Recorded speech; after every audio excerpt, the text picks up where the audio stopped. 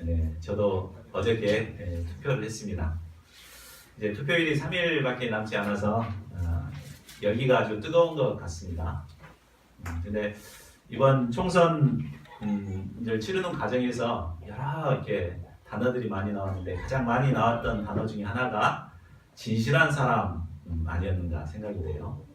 그러니까 우리가 이번 선거 때 정말 진실한 사람, 하나님 앞에 진실하고 또 우리 시민들 앞에 정말 진실할 수 있는 사람이 누군가 잘 이렇게 기도하고 잘 골라서 선출을 해야 되겠습니다. 자, 우리가 하나님을 경외하고 우리 사람들 앞에 진실한 이런 지도자를 뽑아야 할 절대적인 이유는 그만큼 지도자의 영향력이 크기 때문입니다. 오늘 본문에 보면 진실하지 못한 지도자들로 인해서 복음 역사가 굉장히 큰 어려움을 겪게 되는 것을 볼 수 있습니다. 복음 역사가 활발하게 이루어지는 곳에는 항상 이런 핍박의 역사도 함께 있습니다. 또 주로 이런 악한 지도자들을 통해서 이런 주어지는 핍박들이 많습니다. 자, 그러면 사도들은 이런 핍박을 어떻게 이겨내고 있습니까? 본문 말씀을 통해서 우리가 이것을 잘 배우고 핍박이 많은 이 시대에 정말 이 시대를 이기고 승리하는 자들이 될 수 있기를 간절히 기도합니다. 자, 1절을 보십시오. 베드로와 요한이 성전 미문에 앉아서 구걸하던 안진뱅이를 일으키고 난 후에 또 그것을 보고 몰려온 많은 사람들에게 이렇게 메시지를 전하는 그런 때였습니다. 갑자기 성전에서 큰 집회가 열리겠다는 소식을 듣고 제사장들과 성전 맡은 자, 또 사두개인들이 찾아왔습니다. 이들은 모두 유대를 다스리는 핵심 지도자라고 할 수 있습니다. 그들은 백성들 뒤로 몰래 가서 백성들에게 베드로가 무슨 말씀을 하는지 잘 이렇게 귀를 쫑긋 세우고 듣고 있었습니다. 그런데 베드로의 설교 중에 그들의 귀를 자극하는 말이 있었습니다. 그것은 예수 안에 죽은 자의 부활이 있다 라고 하는 말씀이었습니다. 이들이 왜 이 메시지를 싫어할까요? 제사장과 성전 맡은 관원들은 바로 예수님을 잡아서 십자가에 못 박아 죽인 장본인들입니다. 또한 사두개인들은 부활이 없다고 주장하는 세속적인 자들입니다. 이런 그들에게 있어서 예수님이 부활하셨고 또 예수님을 믿는 자들은 다 부활하게 될 것이다. 이런 말은 정말 듣기 싫은 말이었습니다. 3절을 보십시오. 그들은 이 듣기 싫은 부활 메시지를 차단하기 위해서 많은 사람들이 보는 앞에서 그냥 그 사도들을 이렇게 포승줄로 딱 묶고 잡아가 버렸습니다. 이로써 첫 사도행전의 핍박이 시작된 것입니다. 자, 우리는 여기서 핍박이 어떤 이유에서 시작되는가를 볼 수 있었습니다. 베드로의 메시지는 한편으로는 제사장들의 죄 문제, 또 성전 맡은 자들의 그 죄를 드러내는 말씀이었습니다. 많은 사람들이 하나님의 말씀을 듣기 싫어하는 이유는 바로 여기에 있습니다. 바로 말씀이 자신의 죄를 드러내기 때문에 듣기 싫어합니다. 하나님의 말씀은 우리에게 생명과 지혜를 주지만 또 한편으로는 우리의 내면에 깊숙이 숨어있는 죄를 막 드러내게 만듭니다. 이 때문에 사람들은 이 말씀을 듣게 되면 이런 죄 문제가 드러날까 싶으니까 길을 쓰고 안 나오려고 합니다.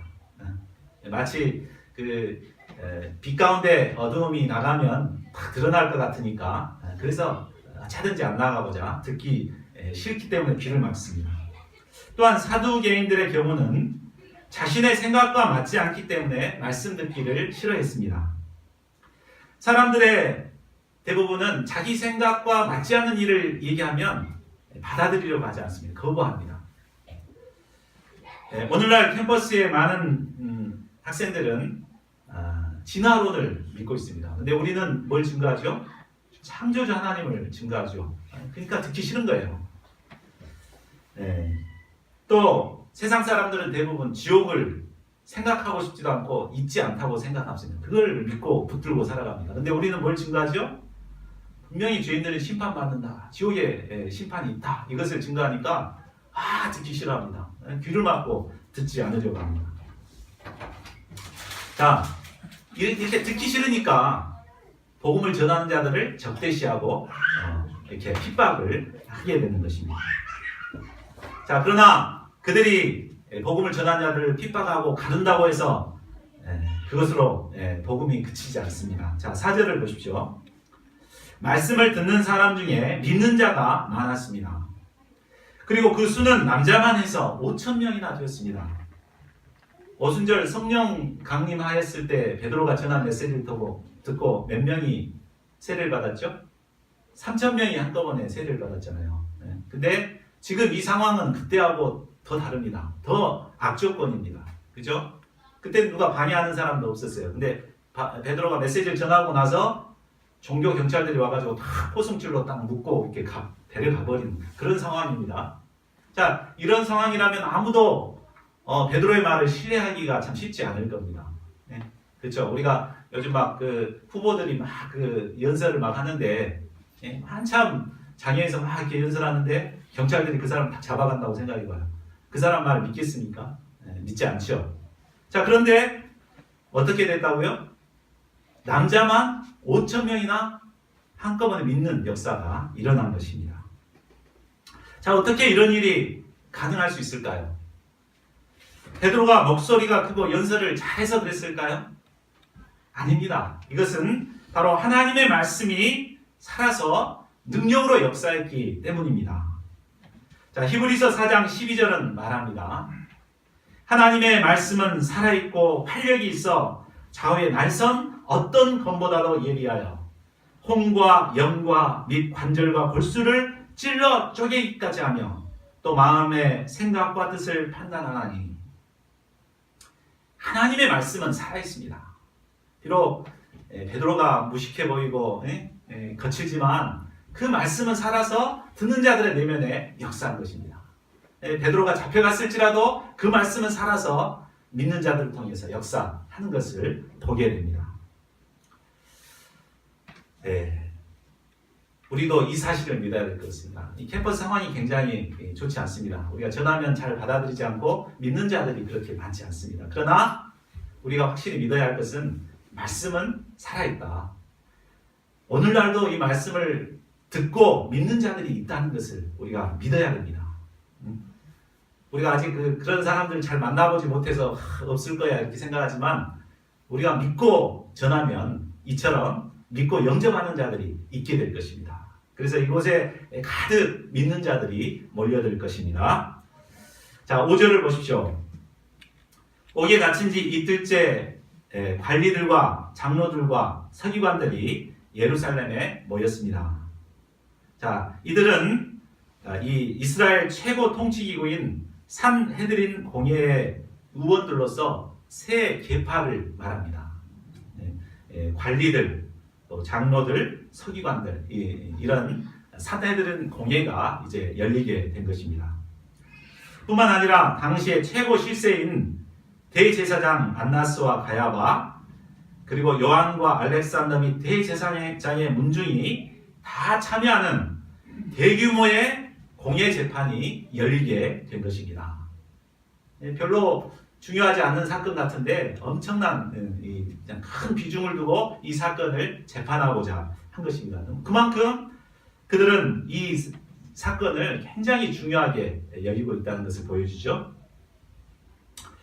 자, 아무리 배짱이 좋은 사람도 피고인으로서 법정에 서게 되면 기가 죽고 판사 앞에서 벌벌 떨게 됩니다.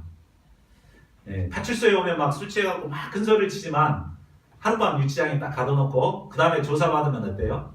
기가 팍 죽죠. 그러다가 또 검찰에 딱 가면은 검찰에 가면 완전히 좁니다. 그러다가 재판석에 가면은 완전히 그냥 고개를 숙이고 그렇게 되죠.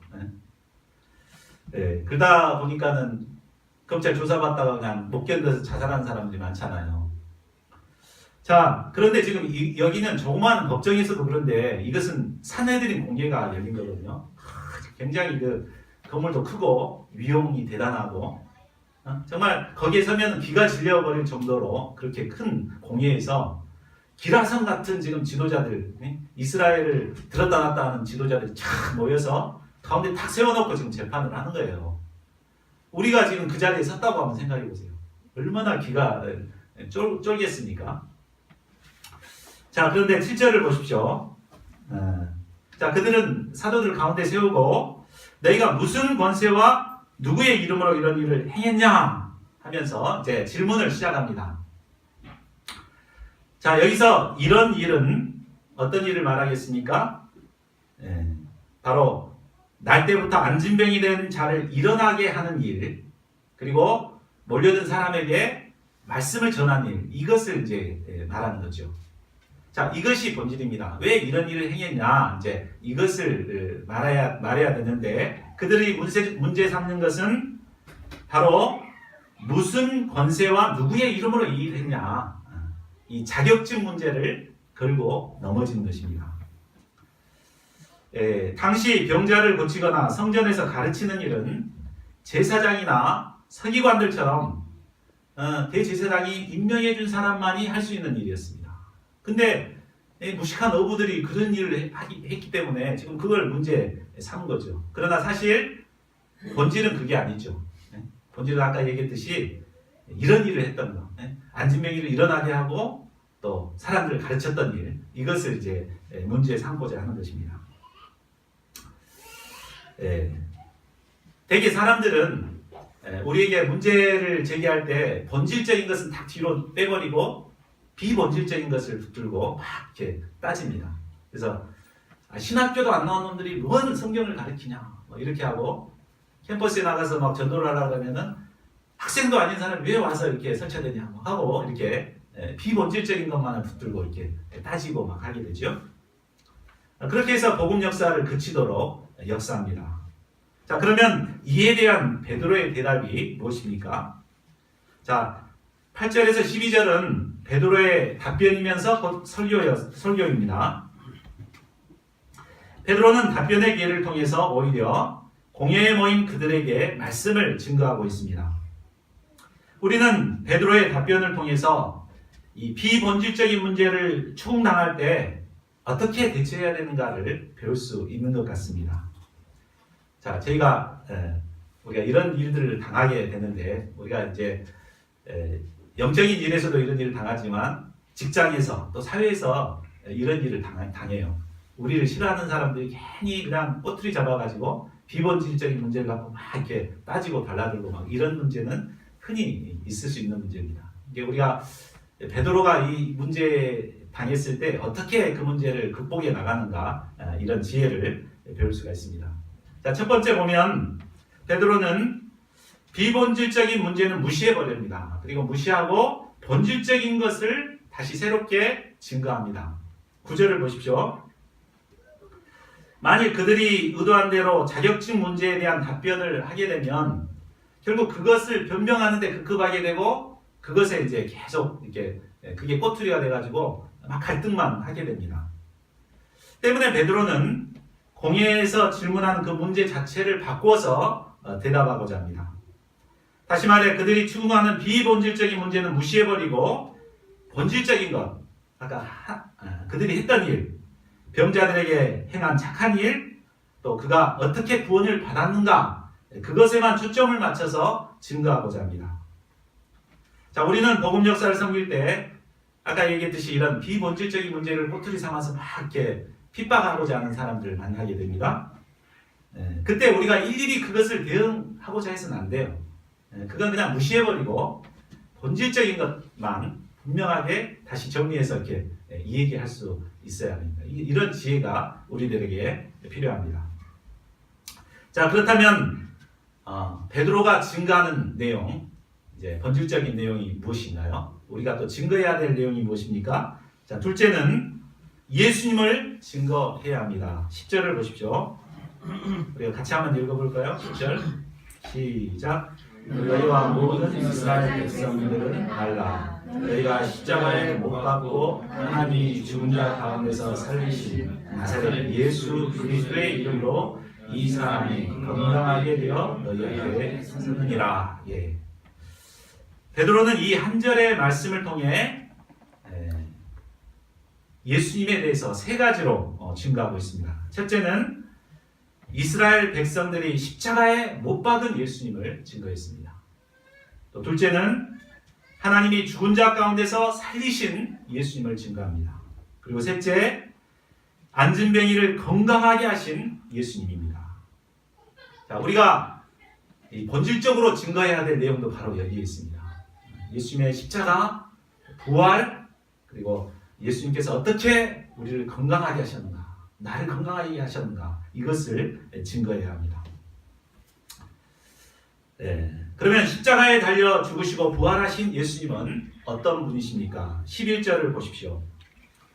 이 예수는 너희 건축자들의 버린 돌로서 진 모퉁이의 머릿돌이 되었느니라. 이 말씀은 시편 118편 22절 말씀을 인용한 말씀입니다. 집을 짓는 데 있어 기초석은 대단히 중요합니다. 기초석의 크기나 생김새에 따라서 그 집의 규모와 형태는 달라지게 됩니다. 그런데 건축자들은 예수님을 쓸모없는 돌로 취급했습니다. 왜 그랬습니까? 그 이유는 예수님을 기초석으로 쓰게 되면 자기들이 원하는 집을 지을 수가 없었기 때문입니다. 자기 생각들이 딱 차 있는데 예수님을 기초로 하게 되면 안 되니까 그냥 버려버린 거죠. 결국 그들은 예수님을 십자가에 못 박아 죽임으로 예수님을 버려버렸습니다. 그러나 하나님께서는 버림받은 예수님을 구원의 집을 짓는 모퉁이의 머릿돌로 삼으셨습니다. 이제 인류 구원의 역사는 이 모퉁이의 머릿돌 대신 예수님을 통해서만 이루어지게 되었습니다. 자, 셋째로 예수님이 유일한 구원의 주가 되심을 증거해야 합니다. 12절을 보십시오. 우리 12절도 같이 읽어보겠습니다. 시작. 다른 이로서는 구원을 받을 수 없나니 천하 사람 중에 구원을 받을 만한 다른 이름을 우리에게 주신 일이 없습니다. 구원이란 무엇입니까? 구원이란 사전적 의미로는 심각한 위험에 처한 사람을 구해주는 것을 말합니다. 우리 모든 인간은 구원이 필요합니다. 우리가 구원이 필요하다는 사실을 깨닫기 위해서는 우리가 얼마나 위험한 상태에 처해 있는가를 먼저 알아야 됩니다. 그래야 구원이 필요하다는 것을 절실히 깨닫게 되는 거죠. 자, 성경은 뭐라고 말합니까? 모든 인간은 죄로 말미암아 죽게 되었다고 말합니다. 우리는 모두가 죽는데 바로 죄 때문에 죽게 되는 거예요. 그리고 죽은 것으로 끝나버리면 괜찮은데 성경은 또 우리가 끝나는 것이 아니라 죽음 후에는 그리스도의 심판대 앞에 다 각각 서서 자기가 했던 행위대로 심판을 받게 된다고 말하고 있습니다.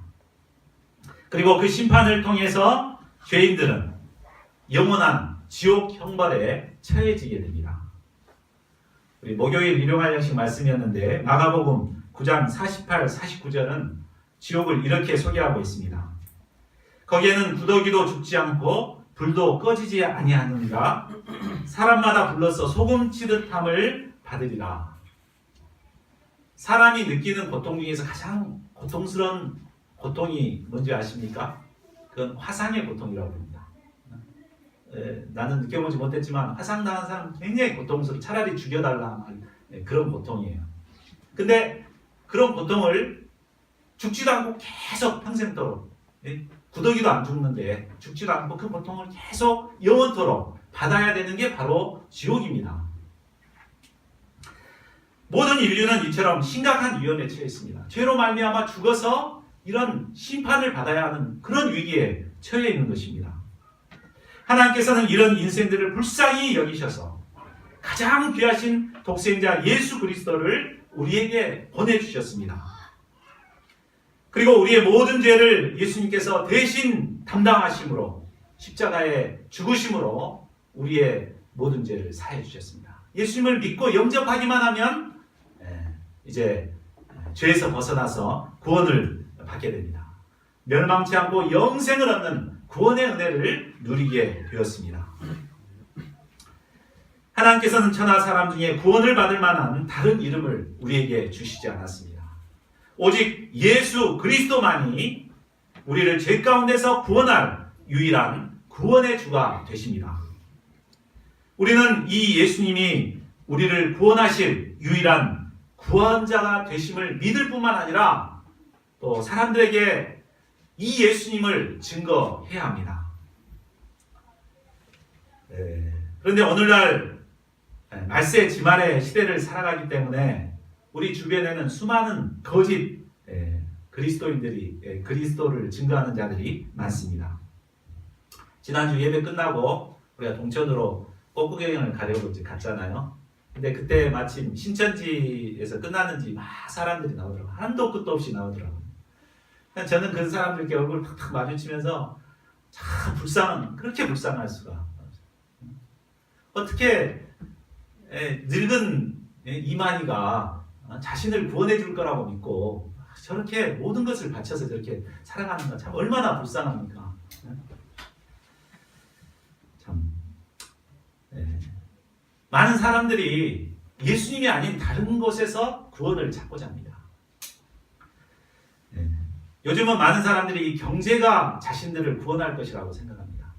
그래서 후보들이 막 경제만을 얘기하죠. 또 자매님들은 백마를 탄 기사가 나타나 자신을 구원해 줄 거라고 생각합니다. 그러나 하나님께서는 천하 사람 중에 구원을 받을 만한 다른 이름을 주시지 않았다고 말씀하십니다. 오직 나사렛 예수 그리스도만이 우리를 구원해 주실 구원자가 되십니다. 저희 모두가 베드로처럼 유일하신 구원의 주님을 믿고 예수님만을 증거하는 자들이 될 수 있기를 간절히 기도합니다. 13, 14절을 보십시오. 베드로의 담대한 증거 앞에 그들은 깜짝 놀랐습니다. 더 이상 신문할 말도 없었습니다. 왜냐하면 나사렛 예수 그리스도의 이름으로 병에서 나은 분명한 증거가 옆에 있기 때문이었습니다. 그들은 의논한 끝에 예수님의 이름이 더 이상 민간에 퍼지지 못하도록 위협하고 놓아주고자 했습니다. 18절을 보십시오. 그들을 불러 경고하여 도무지 예수의 이름으로 말하지 말고 가르치지도 말라라고 명령했습니다. 당시 산헤드린 공회에서 내린 명령은 곧 법이었습니다. 그렇죠? 우리도 대법원에서 딱 판결을 나면 그것이 곧 법이잖아요. 당시 최고의 통치기구였기 때문에 명령하면 곧 법이었습니다. 당연히 지켜야 될 법 같은데, 자, 이 명령 앞에 베드로는 뭐라고 대답합니까? 자, 19, 20절을 우리 함께 읽어보겠습니다. 시작. 베드로와 요한이 대답하여 이르되 하나님 앞에서 너희의 말을 듣는 것이 하나님의 말씀을 듣는 것보다 옳은가 판단하라. 우리가 보고 들은 것을 말하지 아니할 수 없다. 베드로와 요한은 경고하는 자들에게 오히려 되묻고 있습니다. 하나님 앞에서 너희 말을 듣는 것이 하나님의 말씀을 듣는 것보다 옳은가 판단해봐라. 자, 법이라면, 국민이라면 당연히 지켜야 할 것입니다. 그러나 사람이 만든 법이 아무리 중요하다고 할지라도 그것이 하나님의 말씀보다 우선될 수는 없습니다. 현재 우리나라 국회에 계류 중인 법안 중에 차별금지법이라는 것이 있습니다. 들어본 적이 있으시죠?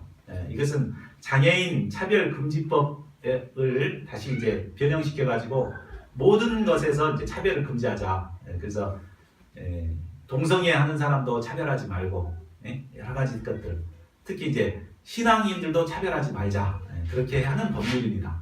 어떻게 보면 굉장히 좋은 법 같죠. 근데 만약에 이 법이 통과되게 되면 제가 이 자리에서 예수님만이 유일한 구원의 주가 되십니다. 이렇게 증거하면 이 법을 어기는 것이 되어버립니다. 누가 가서 고소를 하면은 저는 이제 잡혀가야 돼요. 이게 굉장히 악법입니다. 그래서 기독교의 반발로 인해서 이제 이게 통과되지 못하고 계류 중에 있는 것입니다. 네. 자, 만약에 이 법이 통과됐다고 봅시다. 여러분한테 한번 물어보겠습니다. 만일 차별금지법이 제정이 된다면 그 법을 지키는 게 옳습니까? 아니면 하나님의 말씀을 듣고 지키는 게 옳습니까? 우리 경찰 분들은 대답하기가 좀 곤란하죠. 그러나 우리가 사람이 만든 법이 하나님의 말씀보다 우선될 수 없습니다. 분명하게 우리가 지적할 수 있어야 할 때입니다. 자, 우리가 이 차별금지법 그때 가서 어떻게 할 것인가 그거보다도 이 법이 안 생겨야 되잖아요. 그러기 위해서 정말 우리가 지도자를 잘 뽑아야 됩니다. 하나님을 경외하고 신실한 이런 지도자를 뽑을 때 그 사람들에게 법을 맡겠죠. 그러니까 우리가 그냥 바쁘더라도 포기하지 말고 그렇게 잘 분별해가지고 하나님을 경외하는 진실한 지도자들을 이번에 꼭 뽑을 수 있기를 바랍니다. 자, 이상을 통해 우리는 복음서와 전혀 다른 우리 베드로의 모습, 베드로 형님의 모습을 볼 수가 있었습니다. 과거 베드로는 예수님께서 신문을 받으실 때 두려워서 벌벌 떨던 자였습니다. 계집종 앞에서도 예수님을 모른다고 3번이나 부인했었던 자입니다. 그러나 오늘 그의 모습은 달라도 너무 몰라보게 달라져 있습니다. 권위적인 산헤드린 공회 앞에서도 전혀 쫄지 않고 담대히 예수님을 증거했습니다. 그들에게 따져 묻습니다. 뭐가 옳은가 하고 이렇게 담대하죠. 자, 베드로가 이처럼 담대하게 변한 근본적인 이유가 무엇입니까? 자, 8절을 다시 한번 보겠습니다. 8절. 네. 그것은 바로 베드로가 성령이 충만해 있었기 때문입니다.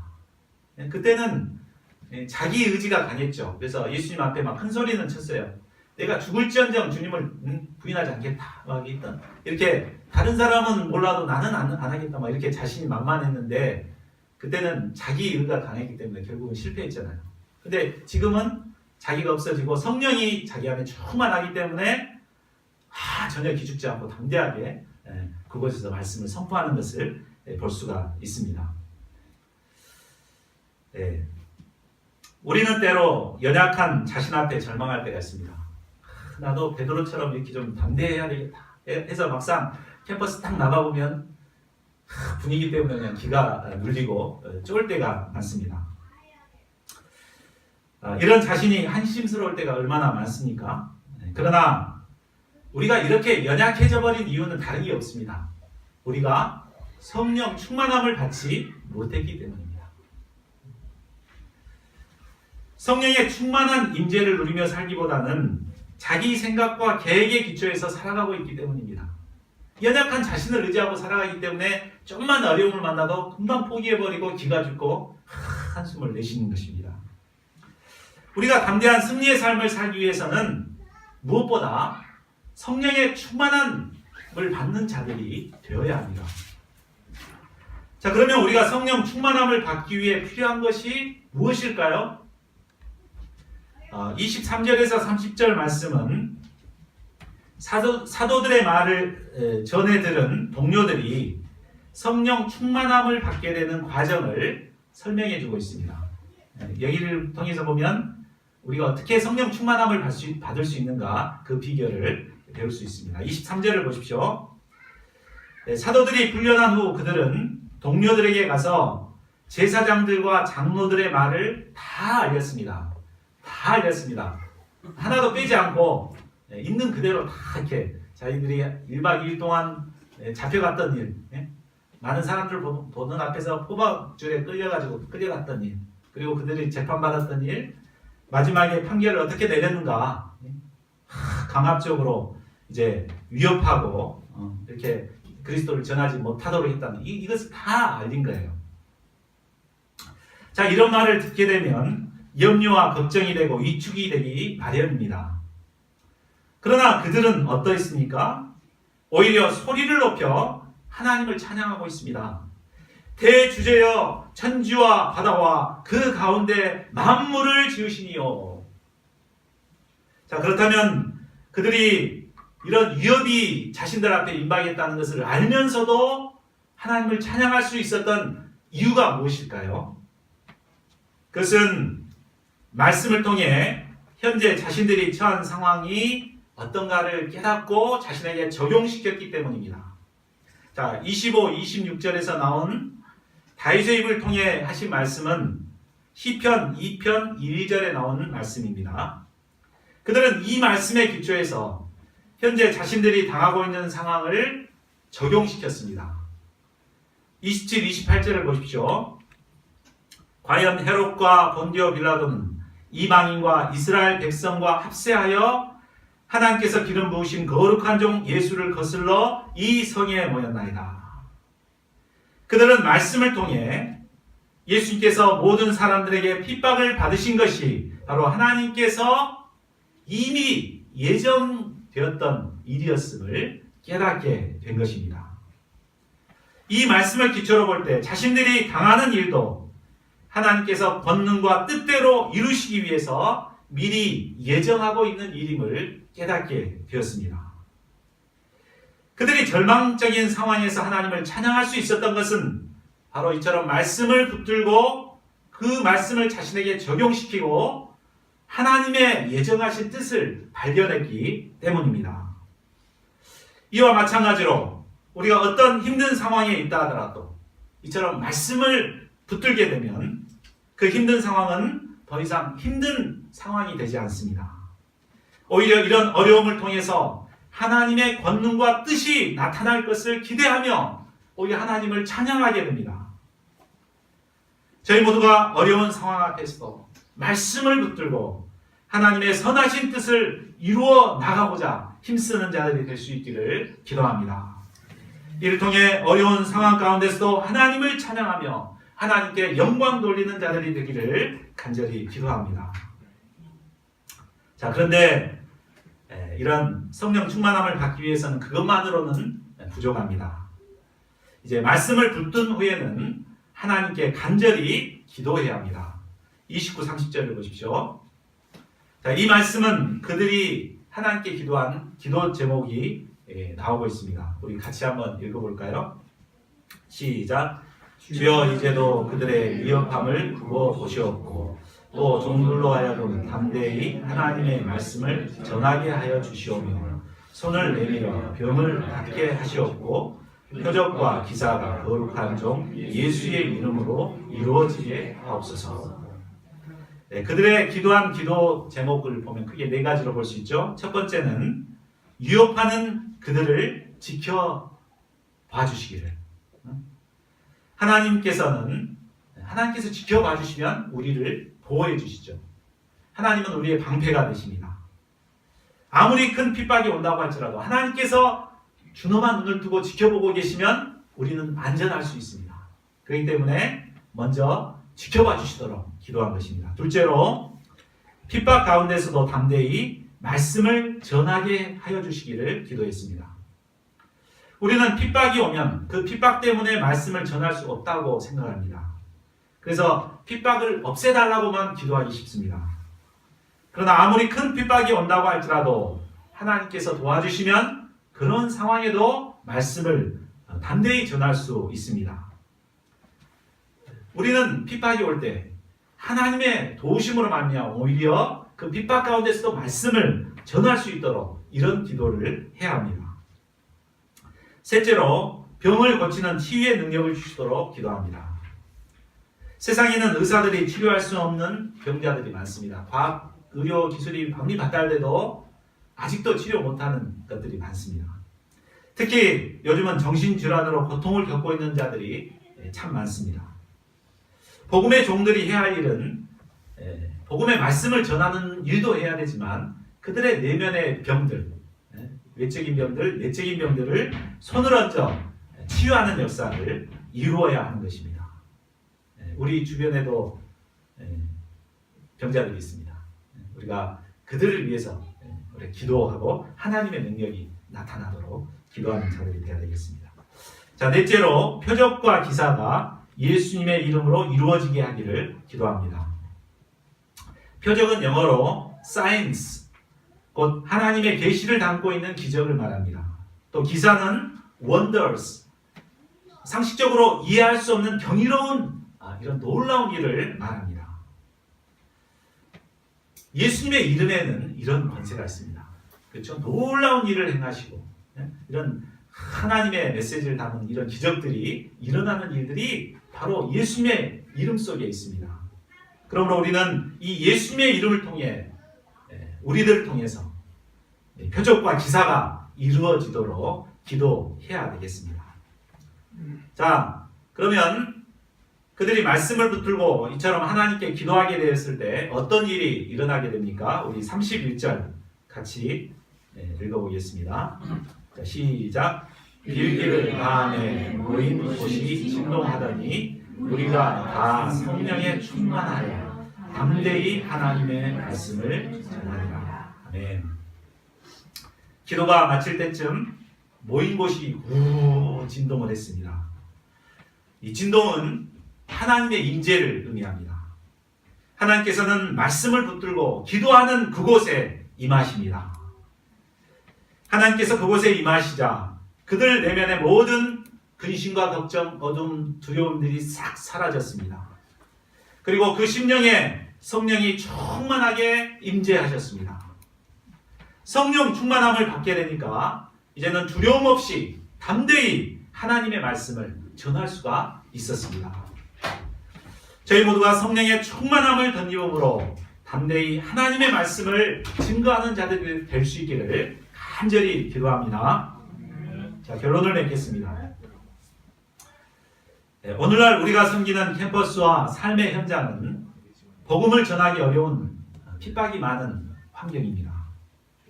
사람들은 우리가 복음을 전하는 것을 싫어합니다. 그래서 은근히 핍박하고 참 월급 책장수보다도 못한 이런 대접을 합니다.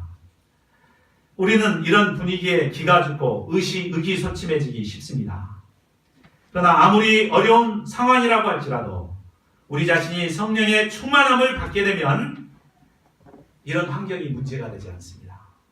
이런 환경을 이기고 담대히 말씀을 선포하는 증인들이 될 수 있습니다. 때문에 저희 모두가 성령의 충만함을 덧입기 위해서 투쟁하는 자들이 될 수 있기를 기도합니다. 이를 위해 먼저 말씀을 혹에 붙들어야 되겠습니다. 말씀을 자신에게 적용시키고 그 가운데서 하나님의 뜻을 발견하는 이런 투쟁을 해야 되겠습니다. 그리고 그 말씀의 기초에서 하나님 앞에 간절히 기도해야 되겠습니다. 그럴 때 하나님께서 우리 내면에 충만하게 성령님으로 임하실 것입니다. 저희 모두가 성령의 충만함을 덧입어서 봄학기 직장과 캠퍼스에서 담대히 하나님의 말씀을 전하는 자들이 될 수 있기를 간절히 기도합니다. 요절 말씀 읽고 우리 기도하는 시간 갖겠습니다. 시작. 일기를 다함에 모인 곳이 진동하더니 우리가 다 성령이 충만하여 담대히 하나님의 말씀을 전합니다.